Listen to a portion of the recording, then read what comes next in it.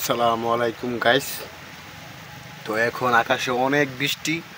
তো আমার কবুতরের যে আপনার টং আছে, এই যে মনে করেন কবুতরের যে টংগুলো আছে একটু ভিজে একবার অবস্থা সিরিয়াস। তো তার মধ্যে আমি এখন ছাদে আইসা দেখলাম যে আমার একটা কবুতর এর বাচ্চা, সিরাজি কবুতরের বাচ্চা মনে করেন নিচে নাম ছিল বোধহয়, দেখেন ভিজা একবারে একবারে ভিজা সুবা সুবা। তো গাইস, তো এটার কী করণ যায়, এটা এখন উড়াল শিখছে না, ছোট্ট বাচ্চা একটা কবুতর। তো মনে করেন খুবই টেনশন আসছি, খুবই প্যারায় আসছি, কারণ বাচ্চা কবুতর তো বুঝে না ভাই, রিক্স। তারপর মনে করেন যে কবুতরের টং মং কিছু সাফ করছি না, সবই ময়লা আবর্জনায় মনে করেন একবার অবস্থা সিরিয়াস। তো তার মধ্যে আবার কিছু বাচ্চা কবুতর আছে মাশাল্লাহ। তো এটা ইনশাল্লাহ বড় করবো। তো ভাই, কবুতর মনে করেন যত্ন সহকারে পালতে গেলে খুবই পরিশ্রম। যে এই যে বৃষ্টিটা আসছে অবস্থা সিরিয়াস, চারিদিকে আমার ছাদে পুরো ছাদে পানি, পুরো ছাদে পানি দেখতে পাচ্ছেন।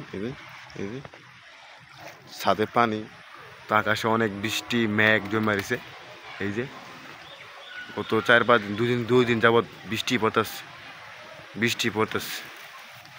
তো গাছ, তো এই যে আমার কৌতুকগুলা ভিতরে ঘরের ভিতরে খাবার দিছি, খাইতো চাল দিছি, খাবারও নাই, বৃষ্টির জন্য বাজারতে আনতে পারতেছি না। তো গ্যাস কী করবো এখন তো বুঝতে পারছি না। আর বাচ্চা হলে খুবই টেনশন হতেছে।